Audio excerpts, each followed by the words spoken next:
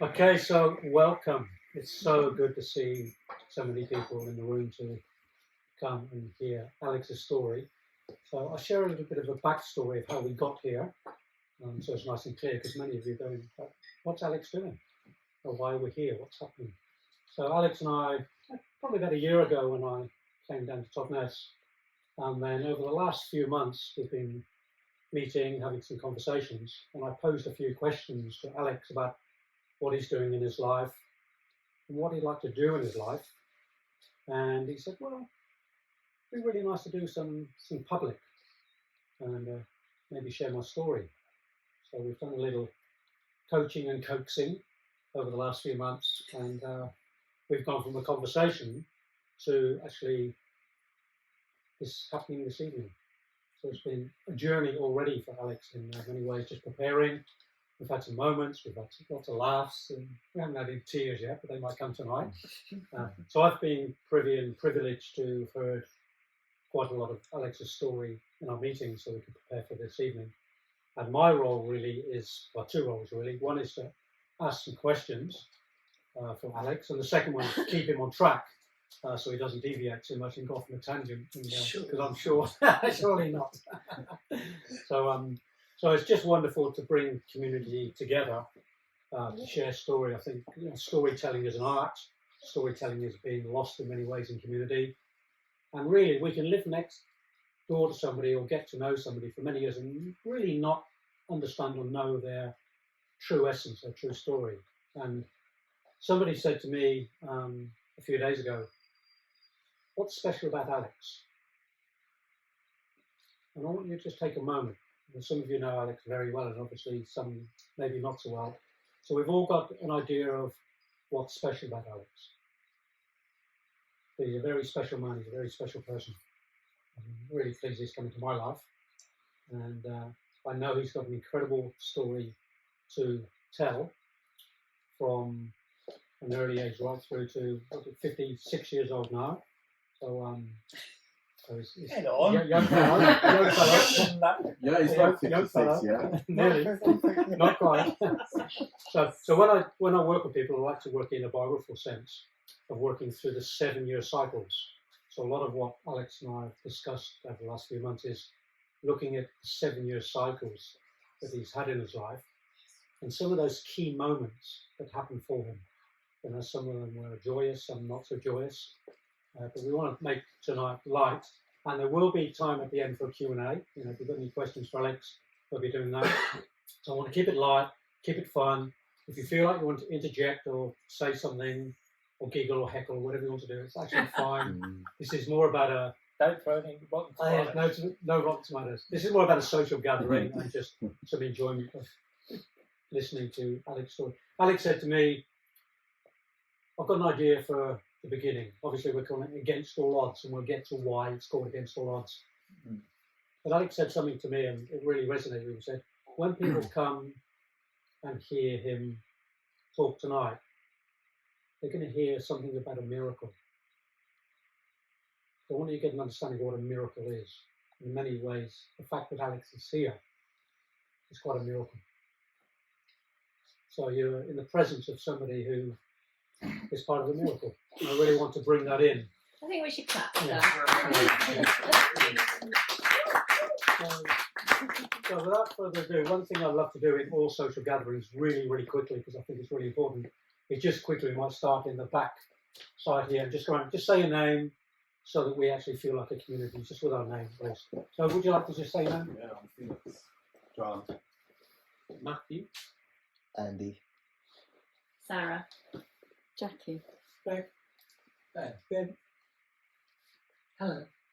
Mike. I'm Tim. Andrew. Jackie.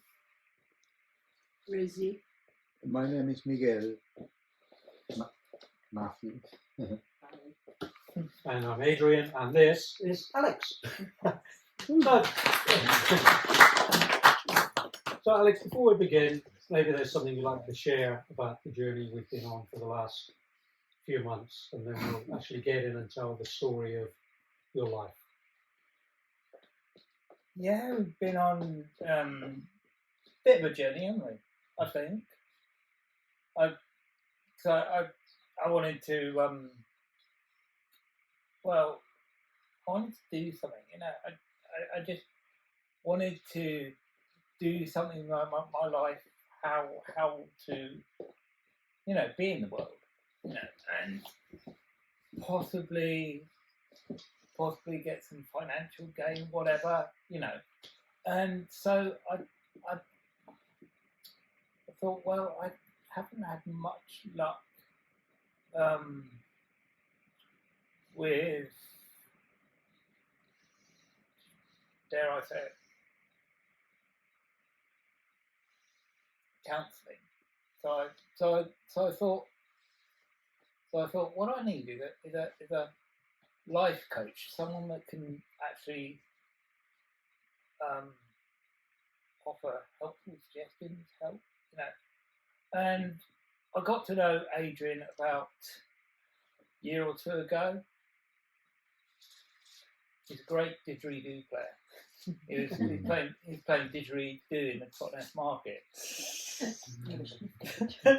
we got chatting as you do, but yeah, it's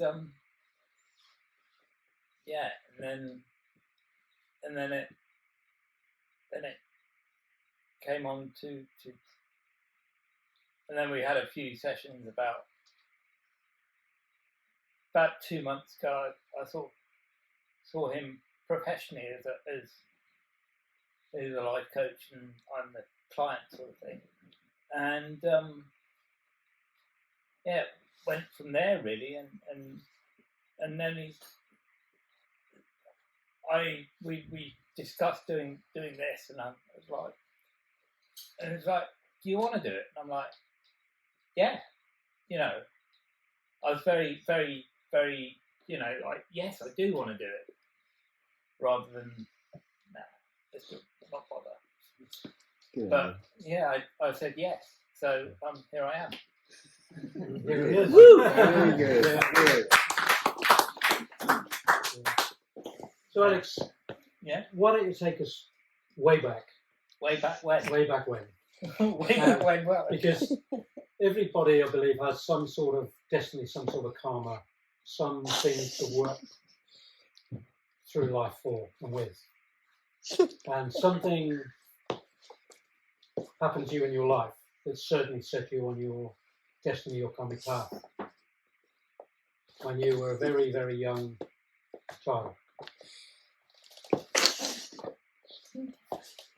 When you were a very young child.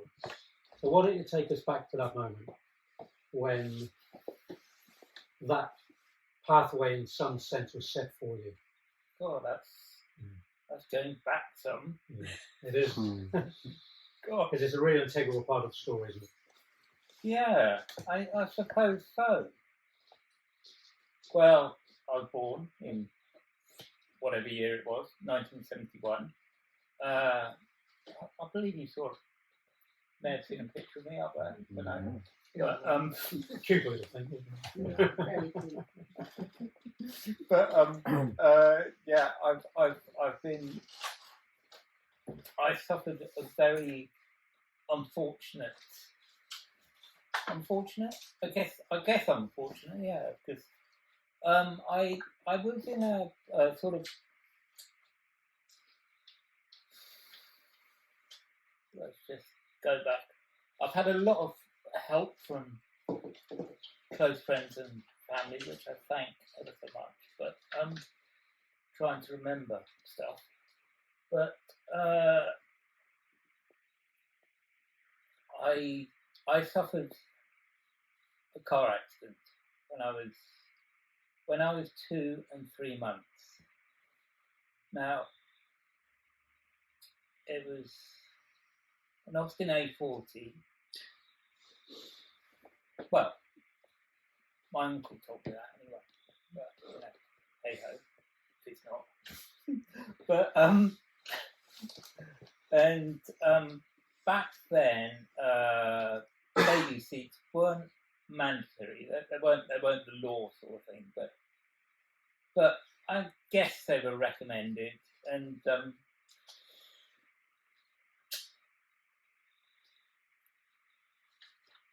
my uncle said that there was a guy called Graham who you saw that was my let's say it wasn't my legal dad, but he was paternal dad, say, because but I guess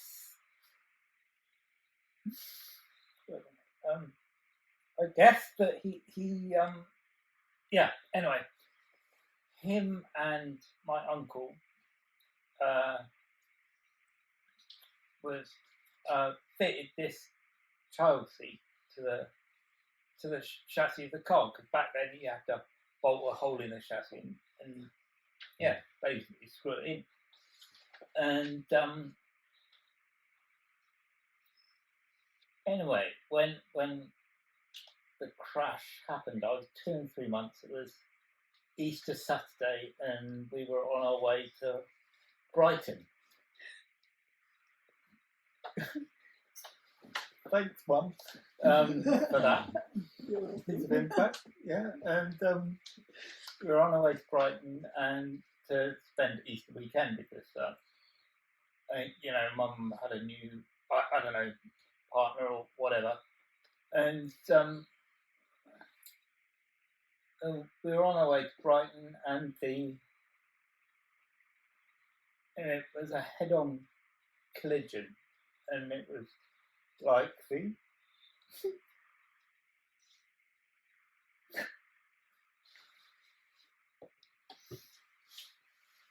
it was like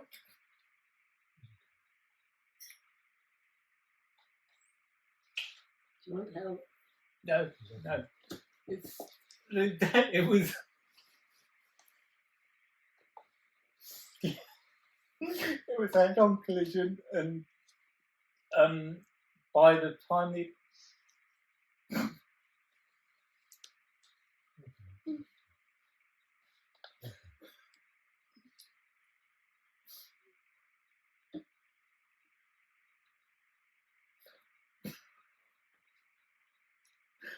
by the time emergency services got to us, I was found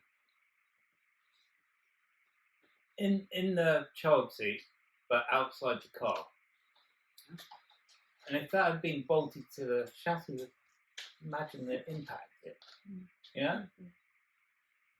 Now that was quite.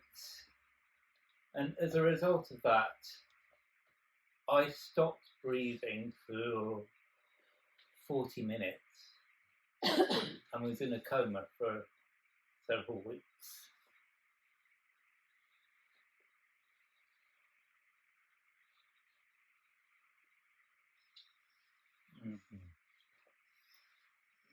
I've never said that to anyone before. This is a beauty, isn't it, of getting Alex here. You get that rawness with Alex. You don't get any artificial nonsense. When you're with Alex, it's raw. Well done, mate. Doing really well, You get the raw Alex. Thank you. That's the hard bit, isn't it? Yeah, that's well, possibly. Possibly. A lot of other bits, but And in life, there are defining moments, aren't there, for all of us?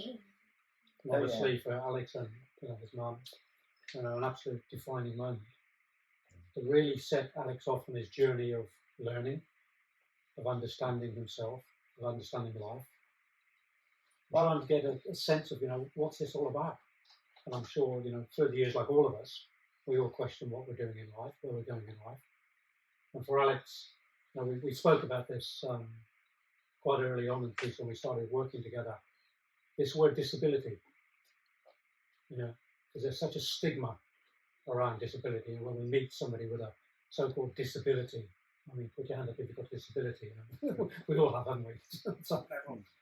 But there's a real stigma. So Alex has had to deal with this disability stigma.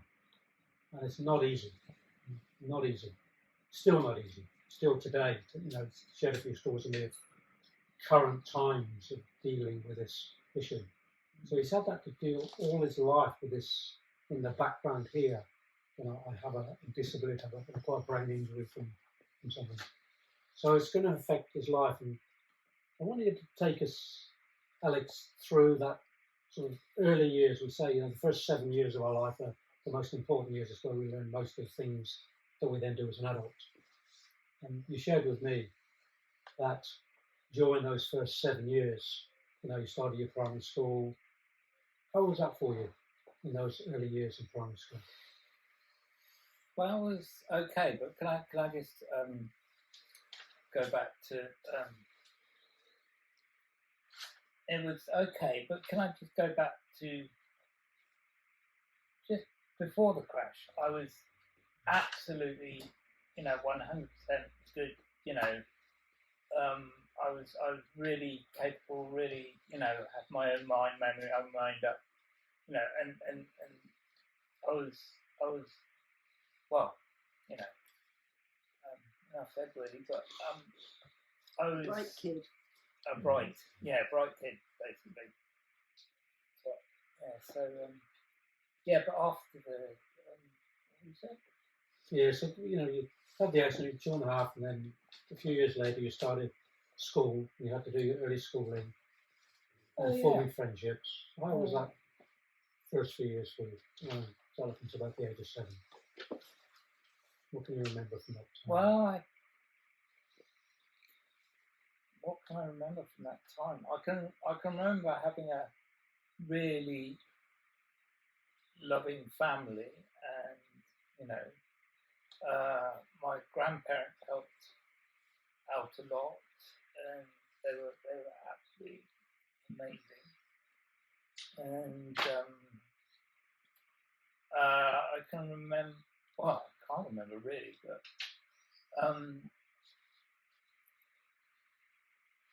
there was this one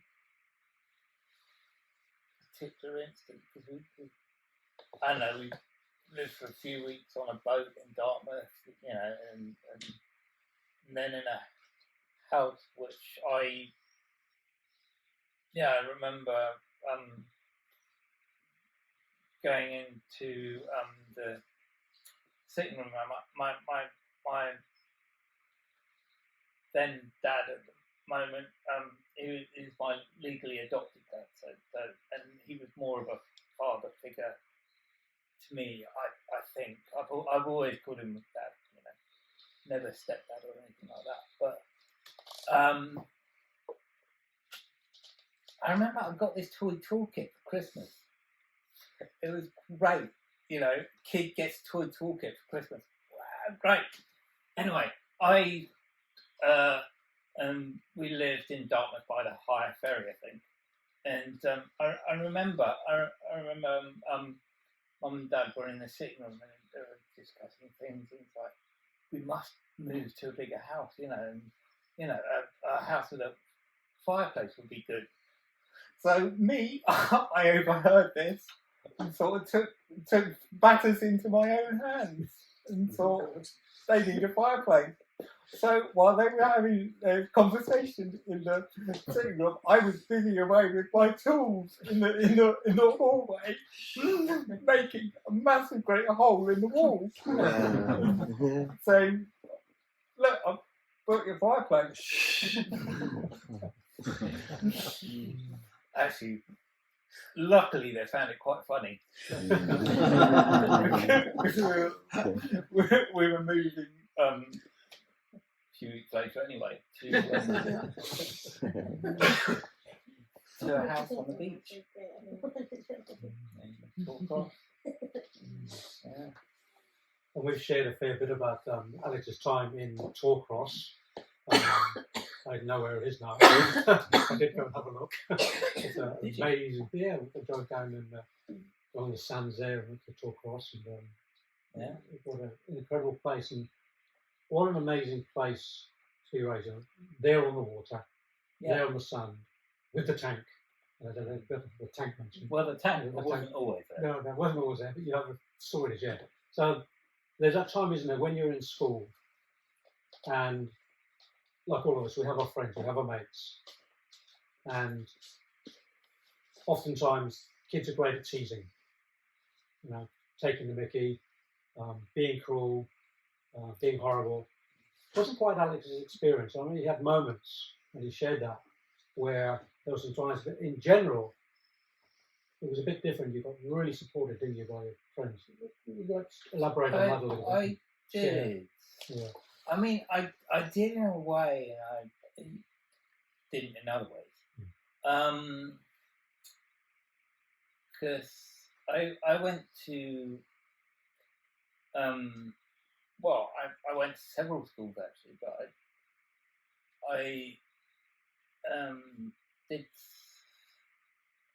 went to a school in Stoughton, I think, Stoughton Primary, and they decided to put me down a year because of my I don't know, accident or something like that anyway. But anyway, I do remember one year there was a because we lived on a beach. There was a filmmaker in town, in the village. His name was Laurie Emberson, and he made like sort of natural world sort of like films and stuff for the BBC. And one year he this is a vague memory, very vague actually, but he was filming as kids. We went, had a pet stingray, I think, and we were sort of and this stingray was in this half hour documentary, and I tried to look for it on YouTube or anything like that, and I can't find it anywhere. But and basically he was filming the kids having a nice time on the beach, and I was with my polystyrene surfboard, old style polystyrene surfboard, they're about yay long, yay wide, and I was there, and as the first shot of the film was the camera panning down water, and the stingray swimming through my legs and out to sea. Ooh. And that was the first shot. Wow. And I've never forgotten that. And it was just so nice to be a part of it. And my dad at the time had a Betamax video, which they don't exist anymore, but because he thought it was a better one. But actually, Betamax in the professional world, according to my uncle, do exist, because he worked for television as well, so But yeah, superior format. Yeah. Kind of. Anyway, yeah. So you were destined to be a superstar way back then. With the stingray. Well, I guess, I don't know. With the stingray. Possibly. Yeah. So that the teenage years are really important for us, because it's when we really explore the world and find out who we are, what we're doing, and then the next step is, where do we take our schooling? What do we do next? What are our interests? And Alex and I have spoken about this idea of a vocation, going out in the world to do something. And Alex has kept himself really busy over the years with a lot of volunteer work. But he shared with me, he's never really had a job, never had sort of a paid job. And this is part of the conversation we've had, is what to do now. He's 55 or 56.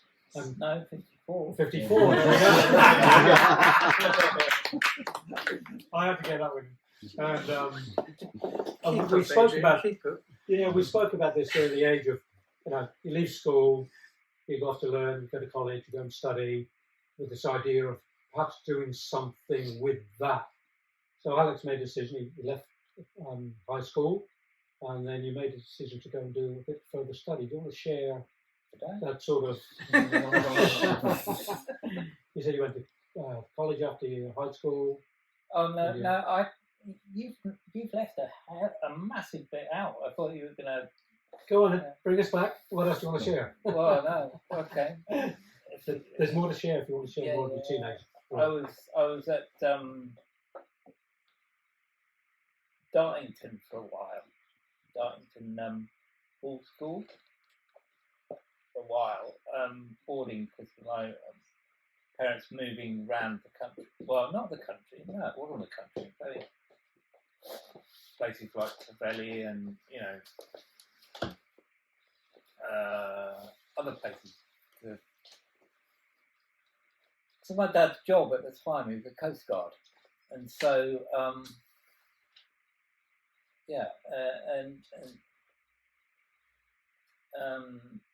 so I went to there was a time in my life when I went to boarding school, and I was bullied there quite a bit, although I just took it on the cuff, sort of like water on my duck's back, just got on with it. But there was time I remember at Dartington, which was absolutely epic. We flew kites, had like cameras tied to kites and taking aerial photos of the school and whatnot. And we did loads of cool stuff there. We were allowed to take our bikes there, and I had my BMX there. And one day, the kids got together and got my BMX, and there was a tree, and they got the BMX in the tree somehow and pulled the branch back and let it go. And it just flying through the air and landed in a bent wreck. And I was obviously a bit peeved, upset, So I just went and told the teachers or whatnot and parents and blah-de-blah. And the teachers' attitude were like, yeah, kids will be kids. There was no telling off or anything like that. And they said, here's £100, go and get a new bike. That was their cavalier? Is it cavalier? Yeah, cavalier attitude to, but yeah. And it's those stories, isn't it, that things that happen to us at that age that still has some resonance with us today. But I think that was when I was 13. 13, yeah. Still very young. Yeah. Yeah. And also a lot of other stuff happened at that school, which I don't think I'd go into. Yeah. Some things you have not to be made public, are they? You just keep them in. Yeah. So they wouldn't acknowledge bullying? I don't think so, no. Well, I guess they knew it went on, but yeah, I don't know. This would have been like the late 80s? No, early 80s? Middle was, 80s? It was 1984 when I left, which, ironically, is the year that they dragged the tank at Totnes out of the sea and up the beach. I love this little story. And Alex was there in that moment. That tank was in the sea. Moment of history. I did not know that. So, Alex, would you like to share the story of the Totnes tank? Because maybe people do not know. Okay, I'll share the story. Well, the story as I know it. I've never read the book. There is a book called The The Forgotten Dead by Ken Small. It was basically Exercise Tiger, and it was a hushed up military exercise that was for the because Clapton Sands and was so like Normandy. They practiced a lot. The Americans practiced a lot. Anyway, they had a tank and it fell off the back of a tank carrier basically and sank to the bottom of the sea. And this guy called Ken Small, he kept on finding trinkets because he was metal detecting on the beach after every storm and got bombed. I don't know, and so he started asking questions, and then the Americans said, "Oh yeah, we lost a tank out there." And so he bought it off them for 50 quid. And he said, "Okay, I'll buy it off you then." And then he spent about $2,000 or whatever it cost to raise it because he was so, and now it's a memorial to all the people that died in that exercise, sort of thing. Because being well, they stupidly used live ammunition in that exercise. Yeah. But I tell you, the strange thing is there was a dogfish in that tank when it was dragging off the beach, and we as kids were sat about, I don't know, must have been about 10 foot away from the tank watching it being dragged up. It was like, now you'd have the police there, you'd have loads of tape, and there'd be loads of health and safety, but there was none back then, and then the digger dragging the tank up the beach, that slipway, as it went up the slipway of the tracks started rolling, and because there's fresh oil, the sea had preserved the fresh oil on the tracks, and so rolling. So where the tank is now in that car park is where it stops when it rolled over through the car park and landed there, sort of thing. And to this day, you can actually see the imprint of the tracks in the car park. You used to go in it when you were a kid? No. Yeah. You used to be able to go in it. Yeah. Well, yeah, you can't now anyway. But and for ages after that, Ken Small, I think his son Dean still does it. I don't know. You used to be in his car outside that tank selling his book, The Forgotten Dead. Wow. To holiday makers and pastimes. But I know. Anyway, the stories of village life back then, But that's the story of the tank that I know anyway. Good story. Yeah, great story. Thank you. Thank you. It's a great part of local history, isn't it? And you hear it, for somebody who's actually part of the history, rather than reading in the book. We get it straight from Alex. And it's so much more meaningful when you know somebody who's been part of that historical part of village life. So village life was quite amazing for you, wasn't it? You had, it was quite amazing, but there was one or two people in the village. Well, there was. We were all mates basically, and it's a big community back then, and there was, and I got bullied at every school I went to, but no one.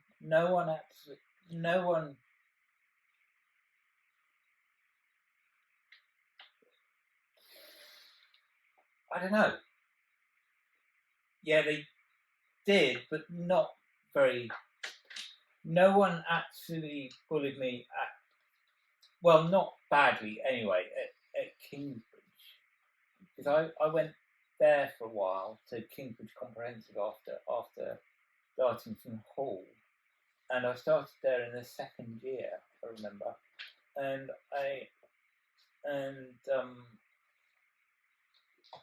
all the kids will be kids, but I remember being, maybe I was hit or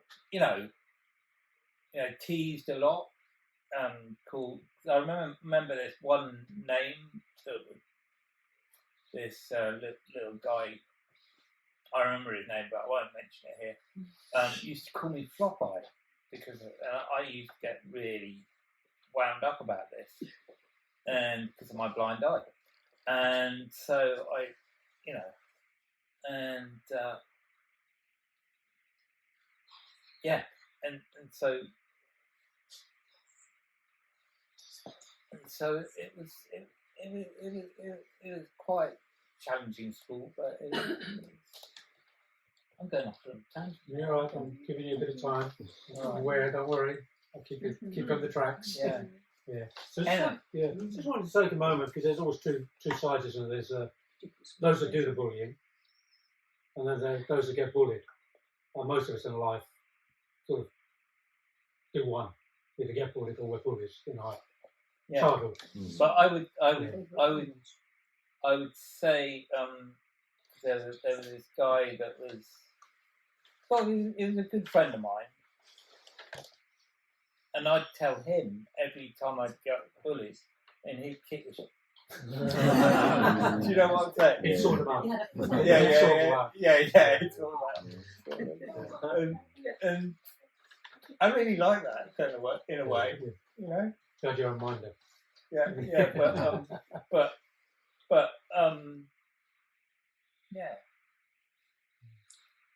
So you can hear in Alex's story, can't you, some of the struggles, when you have I use the term loosely, but the disability and how we can be unkind and people can be unkind, and then having to live with that, sometimes daily, sometimes weekly, sometimes monthly, whatever it is, and that plays on the mind, plays on our emotions, it plays on the soul.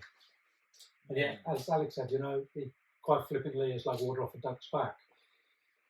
But I know from a couple of things he said, it's not always quite the truth, is it? Because it still goes in on some level, doesn't it?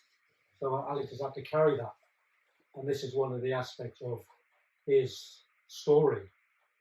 And we, Against All Odds is the name of the talk tonight, what we're sharing. And Alex has come through still, and he smiles about it. He still has some humour about his life. And yet, we all know from conversations and know Alex, that there's something inside that still tears a little bit.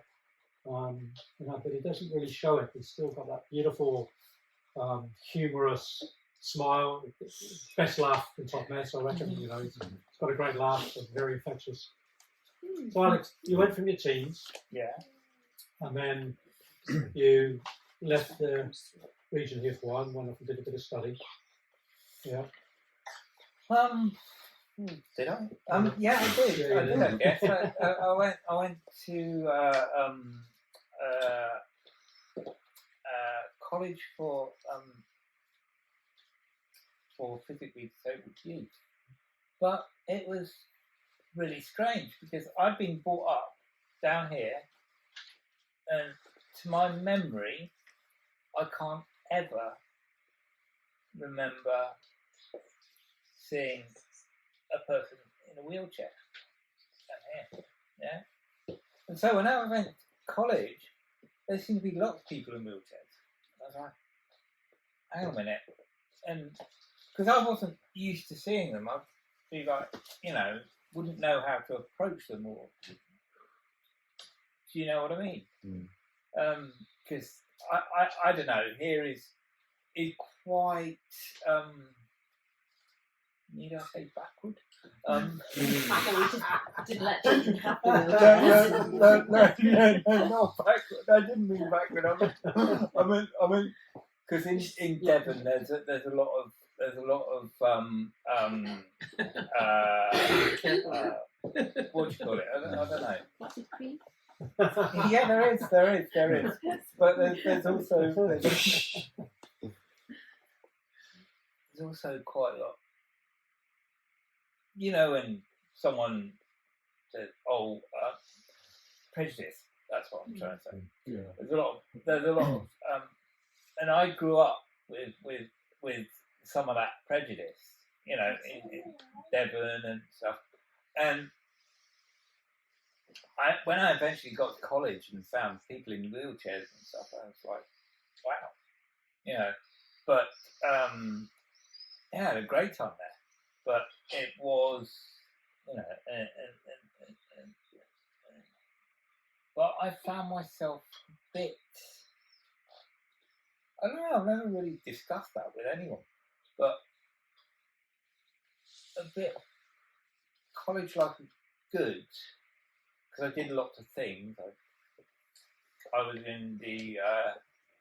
They had a Paralympics team, a swimming team, and I'd got a few gold medals and silver medals in swimming things, you know. We'd do canoeing there, had a lake and stuff, and learned how to, you know, capsize a canoe or something like that, you know. And that was really cool. That was a really cool thing about that college, and we learned a lot of stuff. I remember making we had like mini companies. I remember making we had a in the horticulture department, and we called our mini company Bill and Ben Baskets. And what we were doing was you know, selling these baskets off to people, you know, within the college. You know, it's great, but you know, it was. I learned something about life back there as well, because it was near Cheltenham, and we'd go into Cheltenham one day, and you know, I remember going into this pub, and then, you know, some guy came in, you know, tattoos everywhere, started drinking his pint, and then got up and threw the glass at the barmaid. And I don't know what I was thinking then, but we just all left.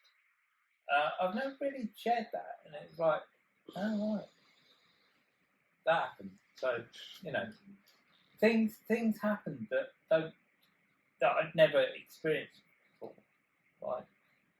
Because I feel we're very protected down here in the southwest, you know? In the Shire.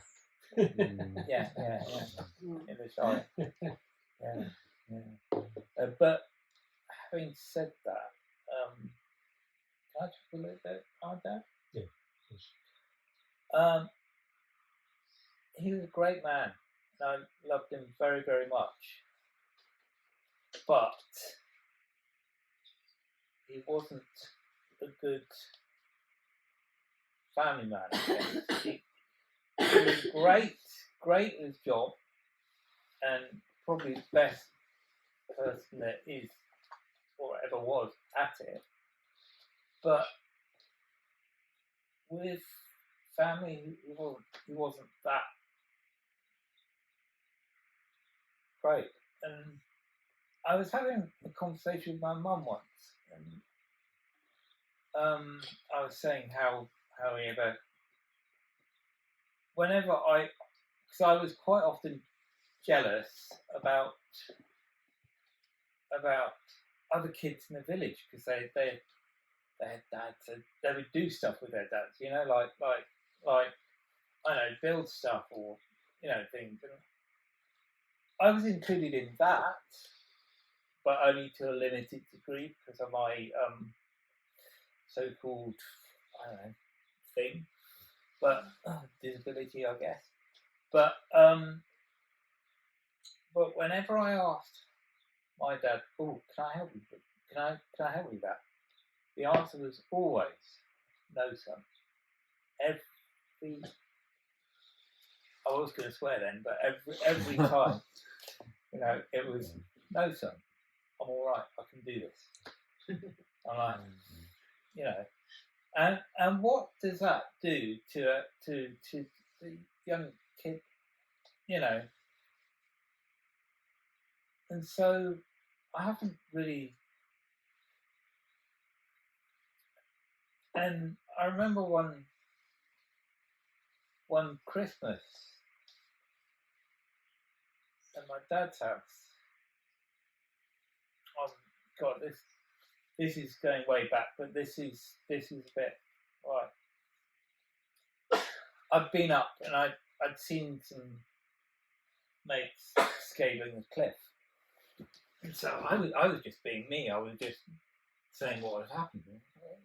Yeah, what's your day been like, son? And I was like, oh yeah, I saw so and so, and I climbed the cliff with them, and blah blah blah blah, and and he was like, and I'd help myself to a box of wine, No, this was when I was in my 20s, 30s, and he just was really angry and went off on one to me, like, you can't drink, you can't do this, you can't do that. And I was like, and my sister Sophie, that's her cotton sock, she was just, she had to go outside and, and it was really just, it was really tense, and so, and I don't know, that's because my mum and dad split up by then, but they were happily married for about 20, 25 years, I guess. I don't know. I guess that anyway. But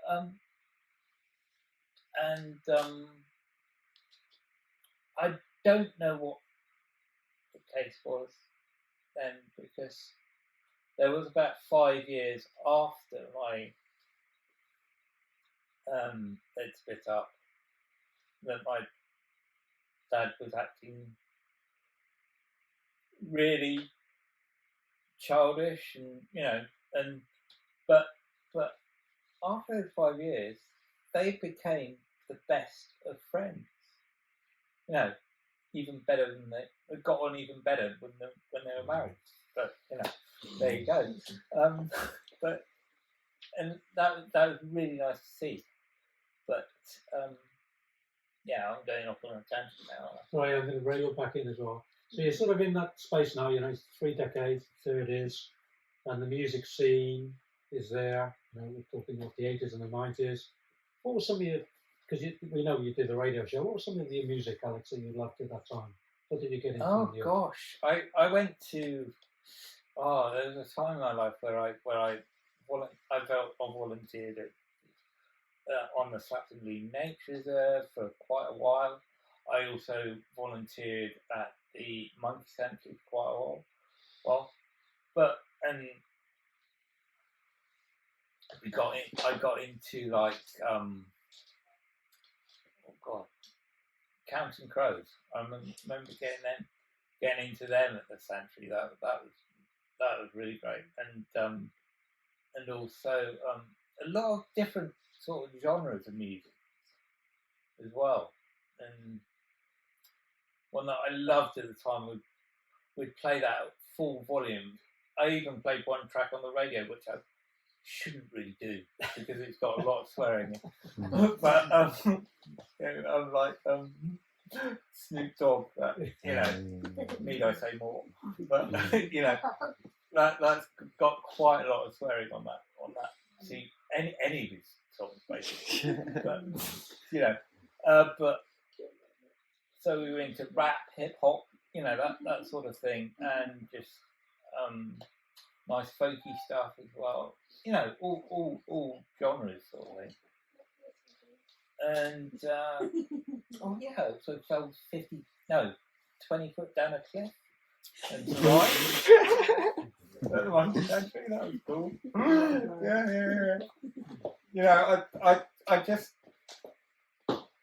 I can't tell you the story actually. I was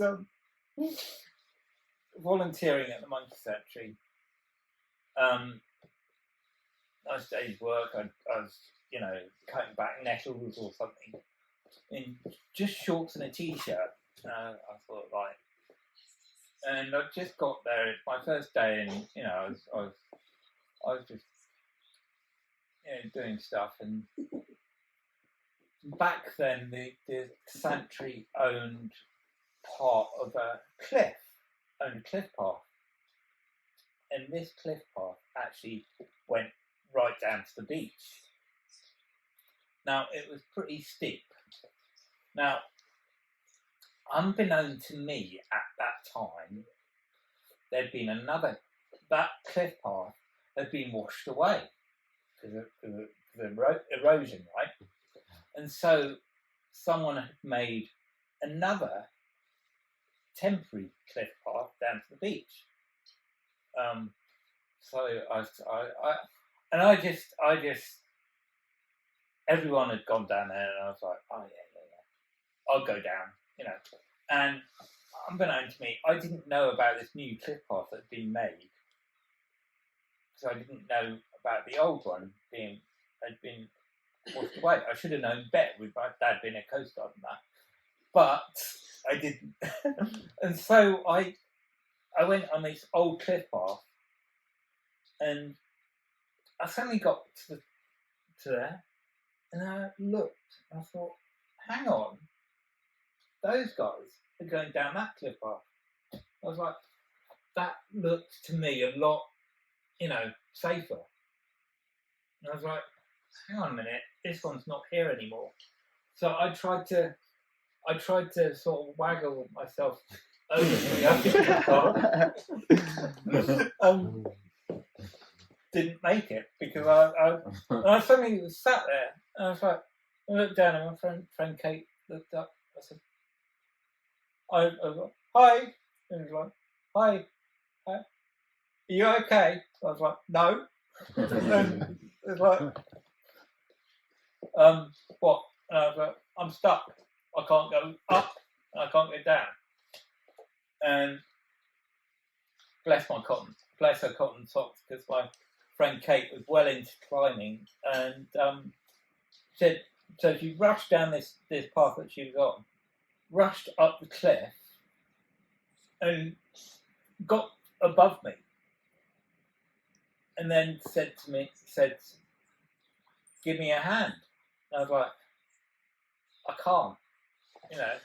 And I didn't, and as I went, I grabbed onto this grass that was just poking out the cliff. You know, 2 strands of grass. Why I thought they were going to hold, I don't know. And I was like, I was just like, and she's like, give me a hand. And I was like, no. And suddenly, I just fell. I just went like a rocket down the cliff, round a big bouldery thing, and just landed there, and my legs were apart like that, and there was this big rock that if like sticking up like that, and if I'd got any closer, that would have been me totally, you know, no family after that. You know? But it was great, because I was down there for 10 minutes, and I could hear Kate vaguely go, "You all right?" And it must have been about half an hour or something. Just yeah, I'm all right, you know, because I was a bit stunned at the time, and when we sort of went back up the cliff, the old path, no, the path they'd come down, and I had to hold my arm out really straight like that, and by the time I got back to the sanctuary, everyone heard about it. And I was like, oh God, yeah, and sort of like, and so the next morning, I went to Lisgard Hospital, and they stitched me up. And what happened was that they did a pretty good job, actually. I think it's still there. There's a bit of a scar there, and the cut. There was one cut on my arm that was right down to the bone. And so it's quite harrowing, you know, and sort of, so, you know, and I don't think I've ever told anyone that, but yeah, but there you go. He certainly doesn't do things in half measures, does he? Alex? When it's going to fall, he falls and makes sure of it.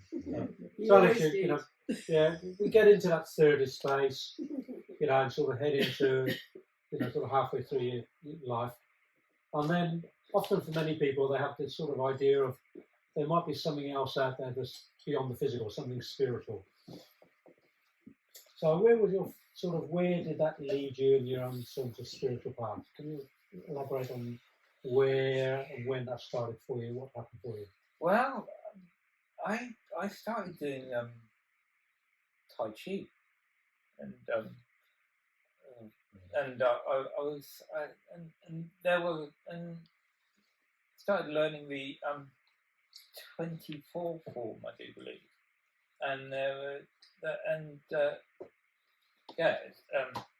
Matt was my teacher. He's there right now, and he one day, and I did. I remember going on this course. I don't remember what happened to the certificate, but I have to give one. There was this course that Mike, I think, who's here as well, was one of the tutors on the course, and it was like a Tai Chi certificate thing. Foundation certificate. Foundation certificate, wasn't it? Yeah, and I passed that and managed to do the whole form unaided, you know, and did some, you know, crazy stuff. I don't know what it was, but you know. You did a really amazing little presentation about Tai Chi in your life, and you talked a little bit about your disability in that as well. Did I? It was great. Right. Yeah, it was really good. I didn't really remember that. Yeah, it was. So it's been really, and then later on when we were doing Tai Chi, I remember getting a lift back because I lived at Tallcross at the time, and Matt was very kindly. He lived in East Allington, I think, or where was it? Frogmore. Yeah. He would often give me a lift back from Tai Chi, because it was in Kingsbridge, back home to Tallcross.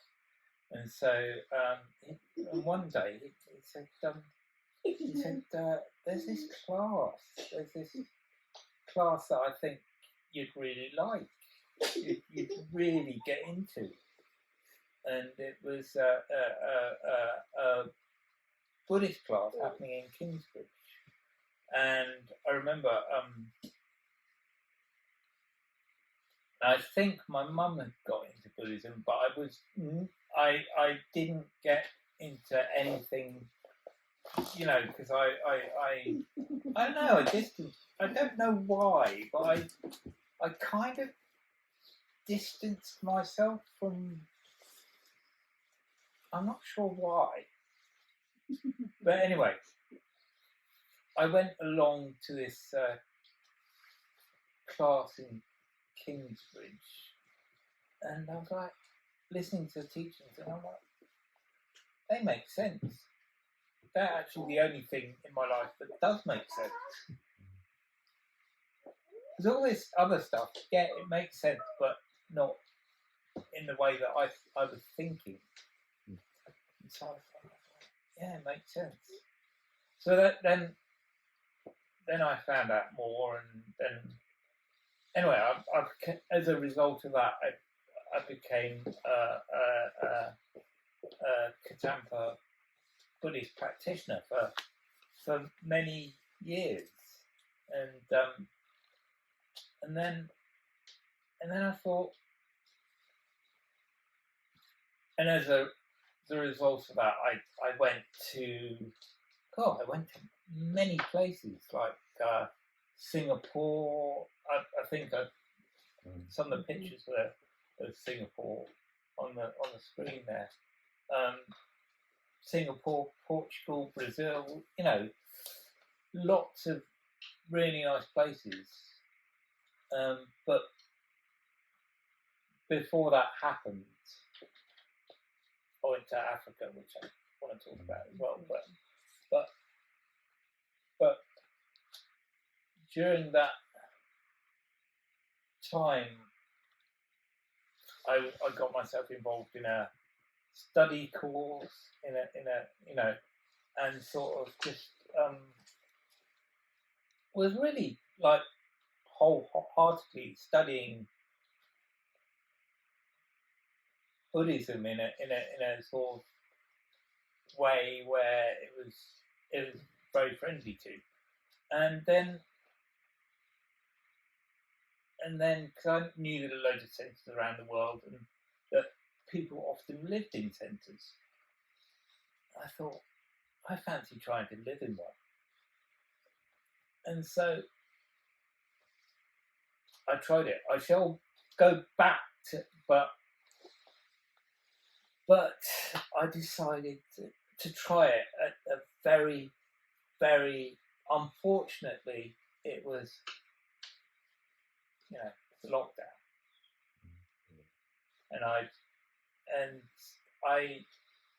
And through events that sort of happened there then, I sort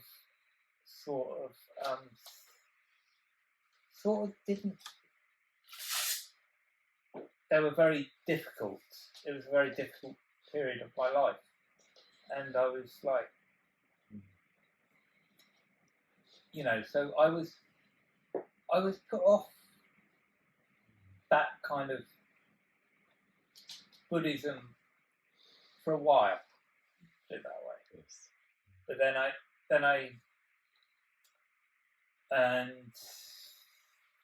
was there for about a year in Plymouth, and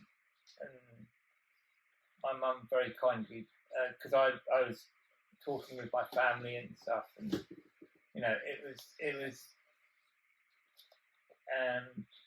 it was getting to me. It was like, when they say your mojo. It was like I'd lost my mojo, and that's what I guess living in especially that one at that time, which but it wasn't. Anyway, I'm here now. They took the effing. Yeah. Basically, but it was okay. So Alex, you mentioned Africa, and we have something in common. I lived in South Africa for a couple of years and loved the country. And then when Alex mentioned he'd been to Africa, it was like, right, you sprigged up. Tell me more about what you experienced in Africa. So, well, share a little bit of a story about Africa. What do you want? Do you want a funny story? Yeah, that's a funny story. Do you want? There's a couple of funny stories. Do you want a bizarre story? Share a bizarre story. Well,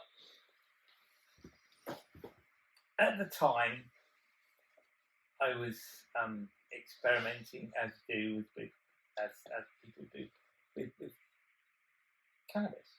Yeah, we've got South Africa, and I've heard that I've heard from various mates, "Oh, you lucky thing! You're going to where there's the best.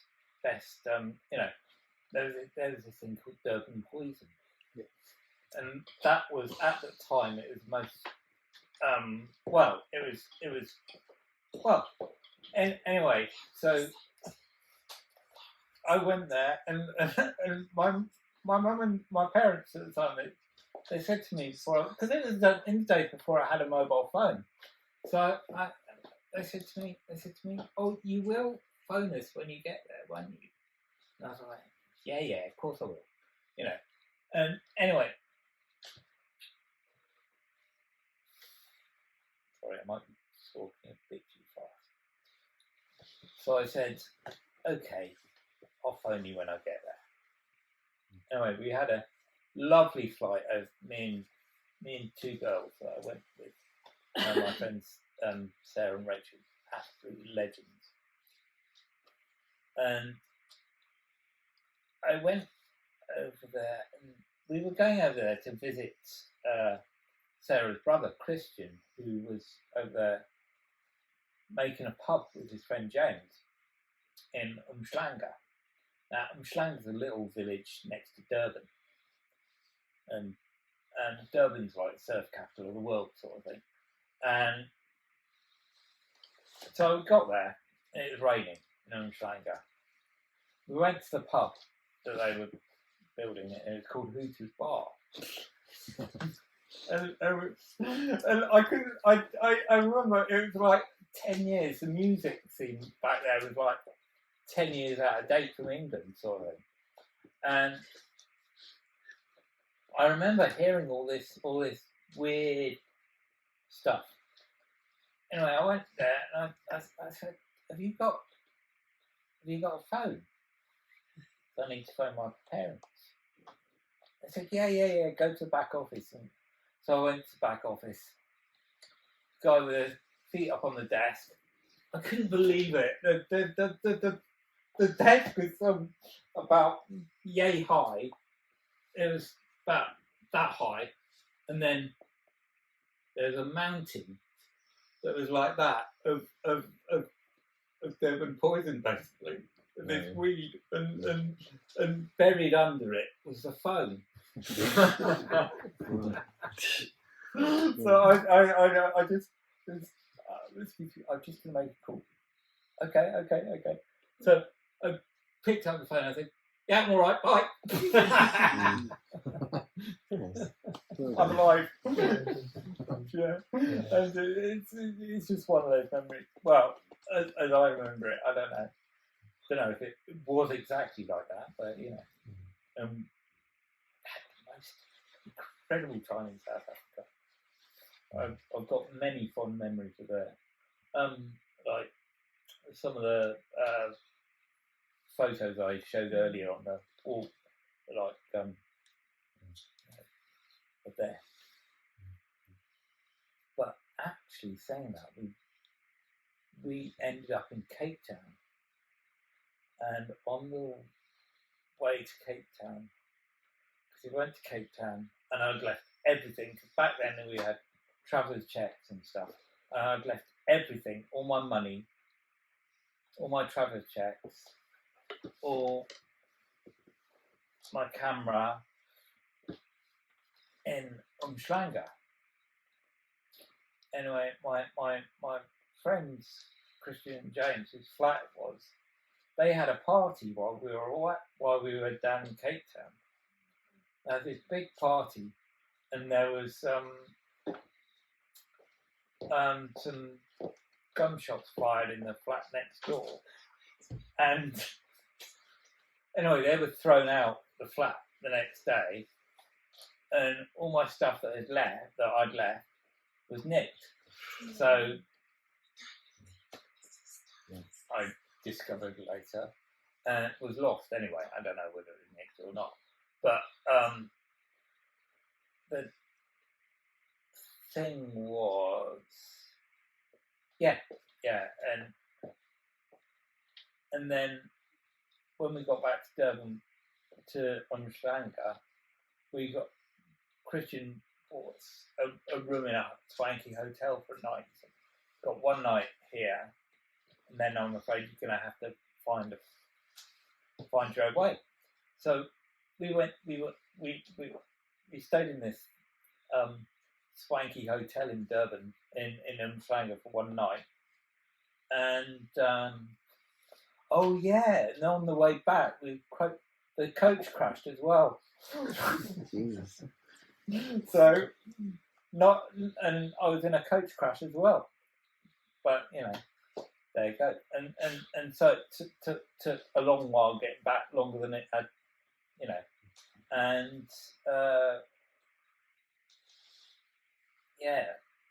I remember. Yeah, I remember that very clearly. Actually, if you want to ask me about it later, you can. But Well, it's lots of travel. You did a fair bit of travel, and then at some point it was a decision then to come and live in Totnes, to really settle. You've been here for quite a number of years now. You're a legend in the community, as we all know. He's a big legend. Alex, wandering down and with his bike, and everybody says good idea. So, what do you love about Totnes? What keeps you here at the moment? that's a big question. Yeah. That is a big question. Yeah.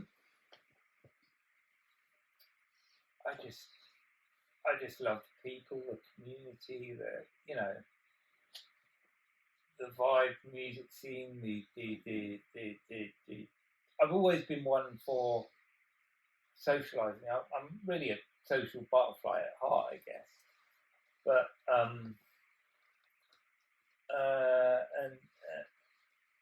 and people have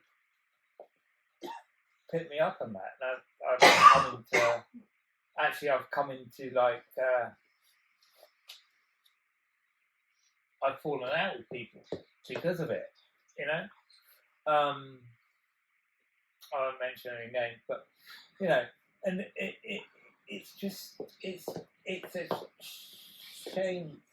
Well, I don't think I've actually fallen out with anyone, but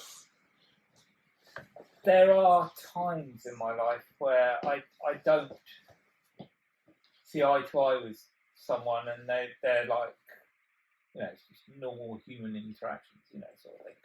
But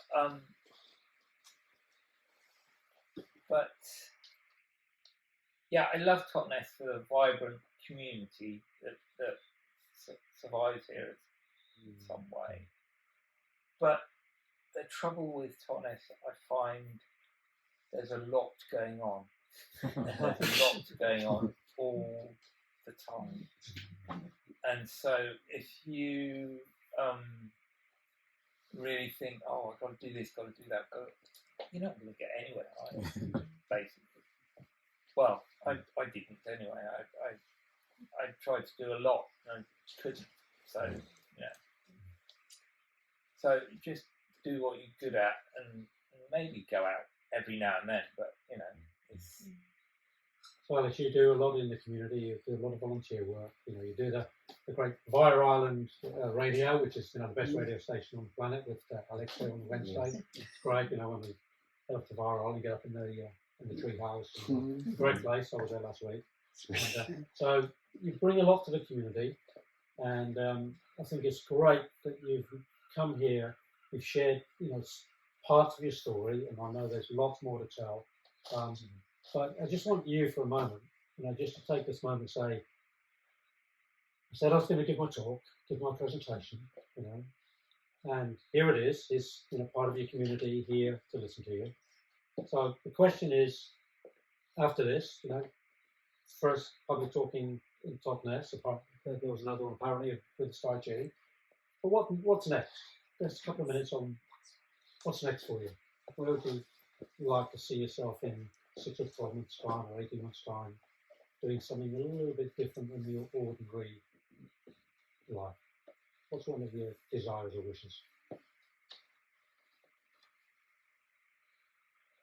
Maybe to do more events like this. Maybe to... I don't know. That seems to have put me on the spot a bit. Good. That's the idea. I guess to well, I was very fortunate in that I as well as studying the Kadamba Buddhism and stuff, I've actually been to a place called Lendrick Lodge in Scotland. That's an amazing place. And they do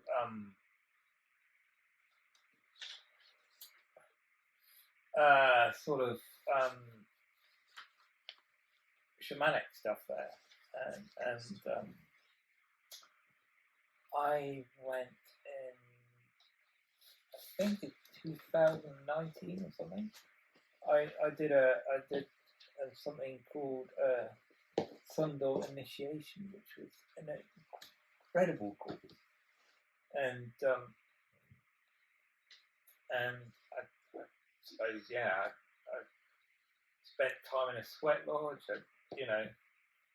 Actually did some fire walking for the first time in my life. Never done before, and it's great. Absolutely great. And and then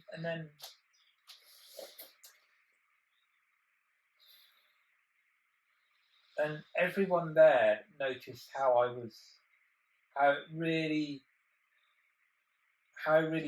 coped with everything. They were really impressed with how I did at that particular event, and so a few years later,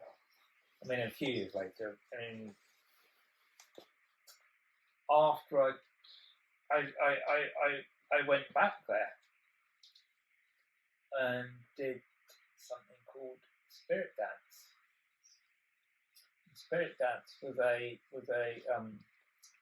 in-depth breathwork course, and it involved being in a pool of water, like a little swimming pool sort of thing, with a snorkel. Because one of the things you have to take was your own snorkel.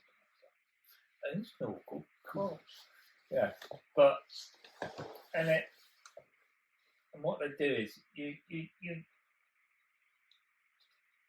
like floating in the water, and you're like, so it's like you're like a baby, but you've got snorkel in your mouth, so you can breathe. You're held and stuff, carrying away and stuff. And you do that for 15 minutes, although sometimes I can last 5 minutes, put it that way. But and that was really challenging for me, but it was really good as well. I studied breathwork, and I passed to certificate. So I'm actually, if I chose to be, I could be a registered breathwork practitioner with all the insurance and stuff. But I know there's a lot more to it than that, and that was really good as well, and I got a lot out of that, and I love that, and that area of Scotland is so beautiful as well. And in the Trossachs, which is sort of, I don't know if you know Scotland at all, but we're going to keep you on track a little bit. Yeah, go on. I'm not going out there. Yeah. So just this idea of what's next, I think is a great question for all of us, but for Alex in particular. And it's here in Totnes. Obviously, he's got a lot of skills. He's done a lot of study, and so watch this space. See what's next with Alex. So I'm aware of the time and your attention and everything that's been here. So what I'd like to do is let's give Alex a huge big kind of applause, and then we'll have a time for Q&A.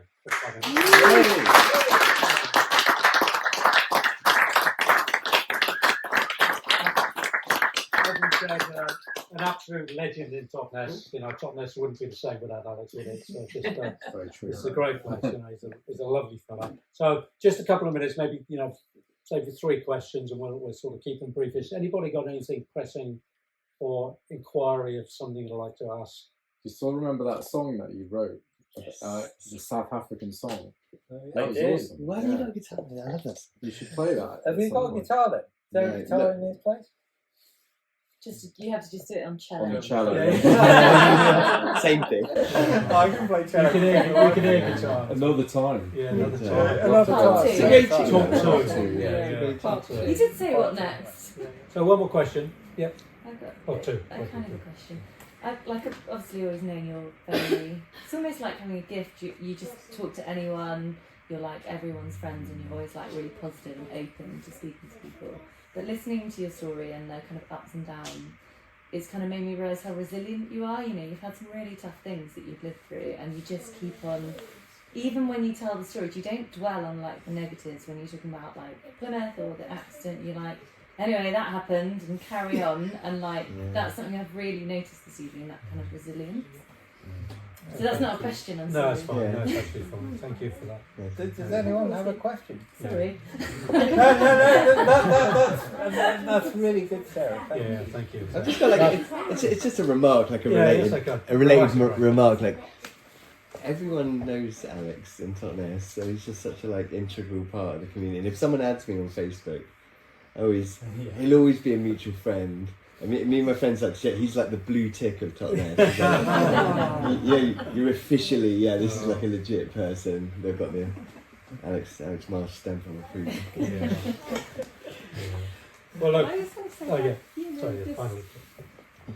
I've known you, I've probably met you in your late 20s. Yeah, you've known me. I remember being at your possibly the 30th longest, Alex. birthday party, which was a riot. It was actually. But like, since then, I've been doing pretty much the same thing for 25 years, but you have embraced so many different things.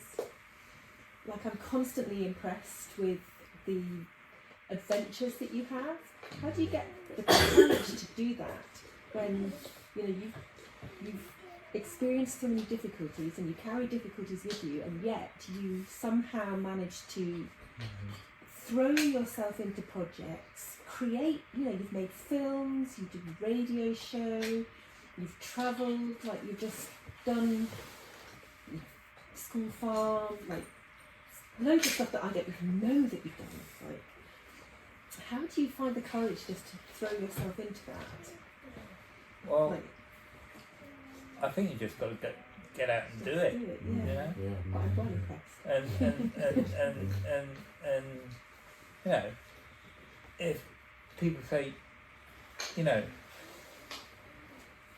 quite often growing up, I was quite often, you know, No son. my dad would go, no, you can't do it. I'm like, and it's kind of like, well, I can, you know. Yeah, right. There's no such word as can't. Or there is, but not. It's not on my vocabulary. It's not now anyway. Well, I reckon that's a great place to end. Yeah. Once again, thank you.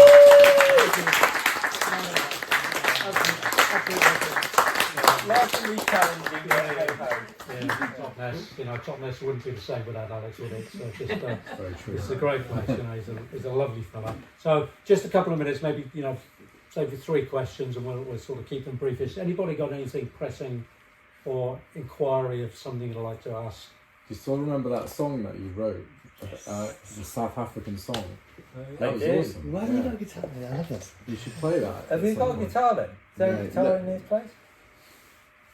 You have to just do it on cello. On the cello. Yeah. Same thing. I can play We cello. can hear guitar. Another time. Yeah, another Yeah. time. Another Part time. two. Great Talk two. Yeah. Yeah. Part two. You did say what next? Yeah, what next? So one more question. Yep. I've got Oh, two. a kind of a question. I've obviously always known you're very. It's almost like having a gift. You just talk to anyone. You're like everyone's friends, and you're always like really positive and open to speaking to people. But listening to your story and the kind of ups and downs, it's kind of made me realise how resilient you are. You know, you've had some really tough things that you've lived through, and you just keep on. Even when you tell the stories, you don't dwell on like the negatives. When you're talking about like Plymouth or the accident, you're like, anyway, that happened, and carry on. And like that's something I've really noticed this evening. That kind of resilience. So that's not a question. I'm sorry. No, it's fine. Yeah. No, it's actually fine. Thank you for that. Does anyone have a question? Sorry. That's really good, Sarah. Thank Yeah, you. thank you. I just feel like it's just a remark, like a Yeah, related, it's like a related classic, right? remark. Like everyone knows Alex in Totnes, so he's just such a like integral part of the community. And if someone adds me on Facebook, he'll always be a mutual friend. I mean, me and my friends like shit. He's like the blue tick of Totnes. You're officially this is like a legit person. They've got the Alex Marsh stamp on the food. Well, look. I was going to say, Oh, yeah. you know, Sorry, this, finally.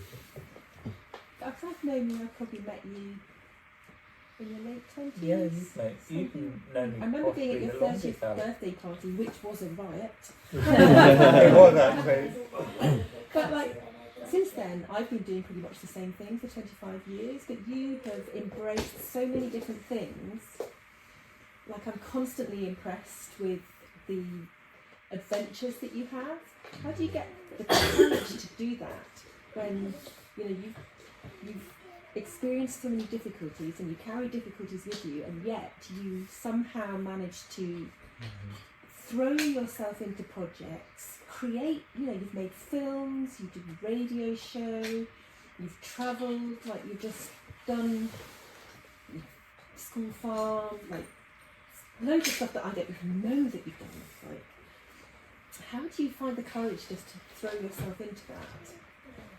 Well, Like, I think you just got to get out and do it. yeah. You know? But I'm well impressed. And you know, if people say, you know, quite often growing up, I was quite often, you know, No son. my dad would go, no, you can't do it. I'm like, and it's kind of like, well, I can, you know. Yeah, right. There's no such word as can't. Or there is, but not. It's not on my vocabulary. It's not now, anyway. And I reckon that's a great place to end. Yeah. So once again, thank you.